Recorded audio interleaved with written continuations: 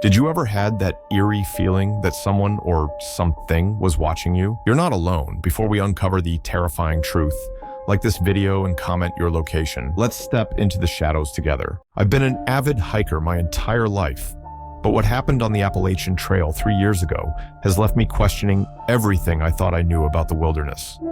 Even now, sitting in my warm, well-lit apartment, my hands tremble as I type this account. I was attempting a solo section hike in late October, covering a remote stretch between Georgia and North Carolina. The autumn colors were at their peak, and the crisp mountain air held that distinct fall scent of decaying leaves and pine needles. I'd done this particular section before, but never this late in the season.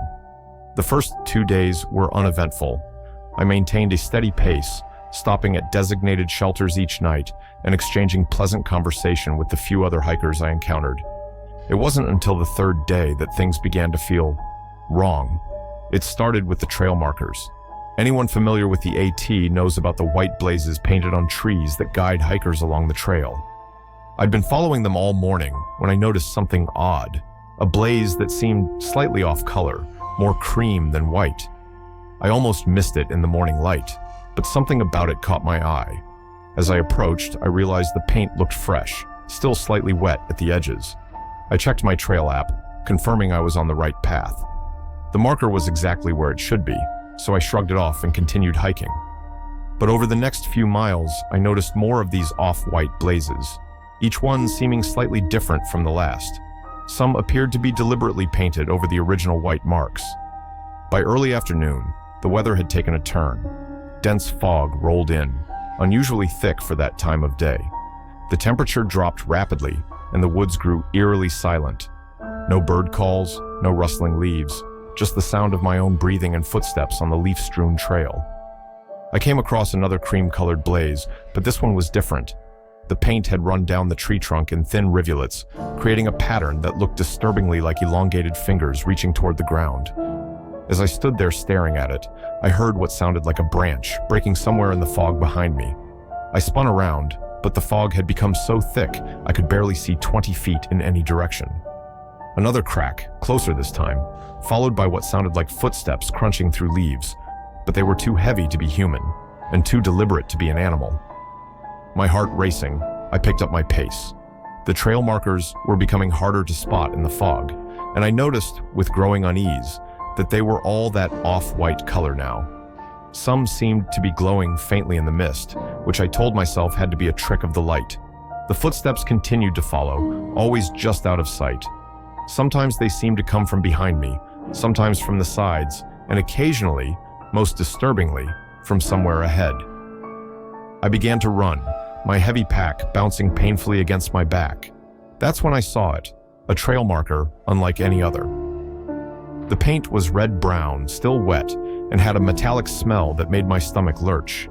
Below it, scratched deep into the bark, was a crude stick figure with impossibly long limbs. As I stood there frozen in horror, I noticed similar figures carved into nearby trees, all facing the trail marker. The footsteps were very close now, accompanied by a sound I still struggled to describe, like someone dragging something heavy through the underbrush, punctuated by a wet, clicking noise. I abandoned all pretense of staying on the trail and ran blindly through the woods, branches whipping at my face. I ran until my legs gave out, collapsing behind a fallen tree. As I lay there trying to quiet my breathing, I heard something moving through the fog. It was close, so close I could hear a sound like joints popping and cracking. I pressed myself flat against the rotting log, not daring to move. A shadow passed by on the other side of the log, something tall and thin, moving with an unnatural jerking gait. I caught a glimpse of what looked like an arm, far too long and jointed in too many places, reaching out to paint another marker on a nearby tree. The substance it used dripped slowly down the bark. I must have made some small sound because the thing stopped. The clicking grew louder, and I could hear those joints popping as it began to turn. I squeezed my eyes shut, my entire body trembling. For what felt like hours, I lay there, listening to it move around the log, getting closer and closer. When I finally opened my eyes, the fog had lifted, and the woods were silent. I was alone, curled up behind the log, covered in morning dew. Somehow, I'd survived the night. I got up on shaky legs and quickly oriented myself, making my way back to the nearest road access point. I reported the incident to the Park Service, but their subsequent search found nothing unusual, just normal white blazes marking the trail. They suggested I might have gotten turned around in the fog and experienced trail fatigue, a common occurrence among solo hikers. But I know what I saw. I've been back to those woods since then, in the company of other hikers, and everything looks normal. The trail markers are pristine white, exactly where they should be. Yet sometimes, out of the corner of my eye, I catch a glimpse of cream-colored paint, fresh and wet, reaching down the bark like grasping fingers. And in the distance, I swear I can hear the sound of joints popping and cracking, moving through the trees. I still hike, but never alone, and never on that section of the trail. Some marks are meant to guide you home, while others want to lead you somewhere else entirely. As a freelance photographer specializing in nature photography, I'm always looking for unique locations to capture the perfect shot. That's what led me to the old-growth forest in northern Washington state last summer. I'd heard rumors about a particular grove of ancient cedars that created stunning light effects during golden hour. What I found instead has haunted my camera roll and my nightmares ever since. I'd done my research, marking the coordinates and planning to camp nearby for 3 days to catch the best possible lighting. The hike in was challenging, but manageable, taking me deep into a part of the forest where the trees were so tall and dense that they created a permanent twilight, even at midday. The first warning sign came when I tried to use my GPS to confirm my location. The signal kept jumping erratically, showing me in different spots hundreds of feet apart. I wasn't too concerned. GPS issues are common in dense forests, so I relied on my backup compass and topographical map. I found a suitable camping spot near a small clearing and set up my equipment, my trusted Canon DSLR, various lenses, and a new piece of gear I was excited to try out, a motion-activated camera trap for capturing wildlife at night. I secured it to a tree facing the clearing and spent the remainder of the daylight hours scouting locations for tomorrow's shoot. That night, I reviewed the day's test shots on my camera's LCD screen. Most were what you'd expect. Shadows and light playing through the canopy, close-ups of interesting bark textures, a few shots of mushrooms growing on fallen logs. But one photo made me pause. It was a wide shot of the clearing, taken late in the afternoon. Nothing seemed immediately wrong, but the longer I looked at it, the more unsettling it became. The shadows didn't quite line up with the angle of the sun, and there appeared to be a strange distortion in one corner of the frame, like heat waves rising from hot pavement.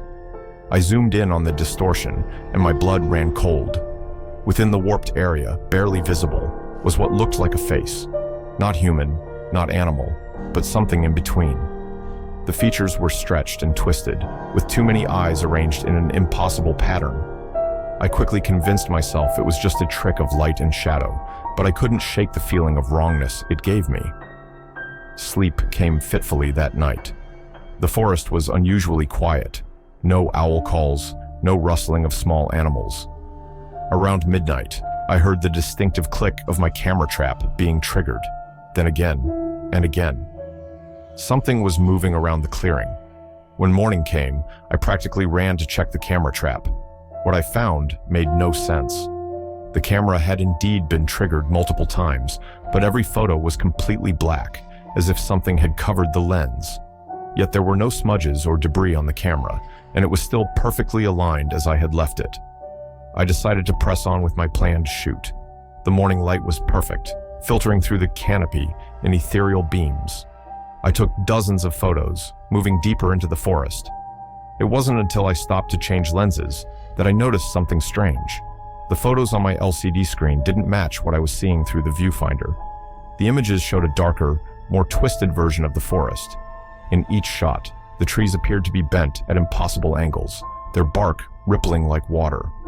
And in every single photo, barely noticeable at first glance, was that same distortion, now containing multiple faces, all with those misaligned eyes. My hands shaking, I took another photo of a nearby tree.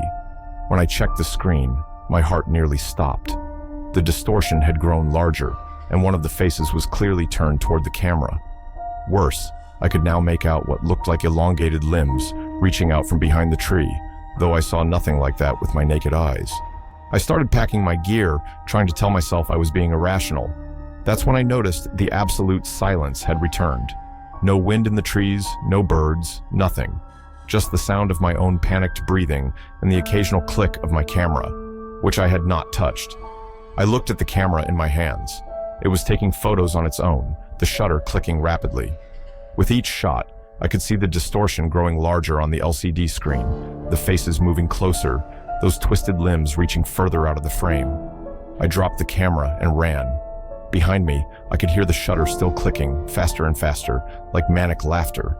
I didn't stop running until I reached my car, leaving most of my equipment behind. When I got home, I immediately checked my memory cards. Most of the photos were corrupted, showing only static or solid black frames. But a few remained, including that first shot of the clearing. Looking at it now on my computer monitor, the distortion is more prominent, and I can clearly see not just the faces, but what they're doing. They're emerging from the trees, crawling out of the bark itself. The most terrifying part? Every time I open that photo, the distortion is larger, the face is closer to the edge of the frame. I've tried deleting it, but it keeps reappearing in my cloud storage, in my email drafts, even in my phone's gallery. Sometimes late at night, I hear a familiar click coming from my computer, even when it's turned off. I don't do nature photography anymore. I can't, because I know that whatever I captured in those woods is still watching me through my own photographs, getting closer with each viewing. And sometimes, when I catch my reflection in a screen or window, I swear I can see a distortion in the corner of my eye, accompanied by the soft sound of a camera shutter. I never should have gone geocaching alone. That's the first thing they tell you on all the forums. Always bring a buddy. But I was experienced, having found over 500 caches, and this one was supposedly easy, just off a well-marked trail. Its description was intriguing. Nature's Secret Gallery. Difficulty, 2 out of 5. Terrain, 2 out of 5. A unique cache with the artistic surprise. Not recommended after sunset. The cache was located in a state forest about an hour from my home. I arrived around 2 p.m. on a mild spring day, plenty of time before sunset. The coordinates led me to a trailhead where several other cars were parked. A good sign, I thought. I checked my geocaching app one last time, marked my starting point, and headed into the woods. The first half mile was exactly what you'd expect, a well-maintained trail winding through mixed hardwood forest. I passed a few hikers and dog walkers, exchanging friendly nods. According to my app, I needed to leave the main trail at a specific point and head about 200 feet into the woods to find the cache. I found the turnoff point marked by a distinctive fallen log mentioned in the cache description. As I stepped off the trail, I noticed the other hikers had disappeared and the forest had grown unusually still. The temperature seemed to drop several degrees, but I dismissed it as typical forest shade. Following my GPS, I pushed through some underbrush and found myself in a small clearing. What I saw there made me stop in my tracks. Several trees at the edge of the clearing had what appeared to be faces carved into them. Intricate, detailed faces with expressions of mixed emotion. They were beautifully done, and I assumed this was the artistic surprise mentioned in the description. I took some photos to post with my log and started searching for the cache. The coordinates pointed to a large oak tree with a particularly detailed face carving. As I examined it closer, something felt off about the carving. The wood didn't show any tool marks, and the texture was strange, almost soft-looking. That's when I noticed there were more faces than I'd initially counted. A lot more. They seemed to be everywhere I looked now, on every tree surrounding the clearing. Some were partially hidden by bark, others barely visible in the shadows, but they were there, and they didn't all look carved anymore. I checked my phone to verify the cache location again, but the GPS was acting strange, jumping around wildly. The app showed dozens of different caches suddenly appearing all around me, their icons blinking in and out like fireflies. None of them had names, just strings of numbers that changed every time I tried to read them. The faces on the trees seemed different now too. In the fading light, they looked more defined, more alive. I could have sworn some of them had changed expression when I wasn't looking directly at them. One particular face, high up on a maple tree, appeared to be crying, dark liquid running down the bark. I decided the cache wasn't worth it and turned to leave, but the clearing had changed. The trees seemed closer together, their trunks twisted at odd angles. I couldn't spot the fallen log that had marked my entry point. My phone's compass was spinning wildly, and the GPS showed me in a completely different part of the forest. That's when I heard it, a sound like someone dragging their fingers across bark coming from behind me. I turned slowly, my heart pounding. The face on the oak tree, the one that had seemed so detailed earlier, was moving. The eyes were open now, dark and liquid, and the mouth was slowly stretching into an impossible grin. I ran. I didn't know which direction I was going, but I ran anyway. The faces were everywhere now, no longer confined to the clearing. They emerged from every tree I passed, their expressions morphing from surprise to hunger. That scratching sound followed me, growing louder, accompanied by what sounded like whispers just below the threshold of understanding. I don't know how long I ran before I broke through the tree line and found myself back at the parking lot. My car was the only one left, though I could have sworn it was still early afternoon. The sun was setting, casting long shadows across the lot. When I got home, I immediately went to log my DNF, did not find, on the geocaching website. But when I searched for Nature's Secret Gallery, it wasn't there. None of my searches turned up any cache in that area. I tried checking my photos from the clearing, but they were all corrupted, just dark smudges where the faces should have been. I've gone back twice since then, in broad daylight with other geocachers. We found no clearing, no carved faces, no cache. The fallen log isn't there either, but I've noticed something disturbing. Every time I go geocaching now, no matter where I am, my GPS eventually tries to lead me back to those coordinates. The cache appears and disappears from my app randomly, always with a different set of numbers for its name. Worse still, I've started noticing faces in the patterns of wood grain everywhere. In furniture, in hardwood floors, in picture frames. They're subtle at first, just suggesting the shapes of eyes or a mouth. But if I look too long, they begin to shift and change, and I swear I can hear that scratching sound again. I still geocache, but never alone, and never if the description mentions art or warns about sunset, because I know those faces are still out there waiting in the woods.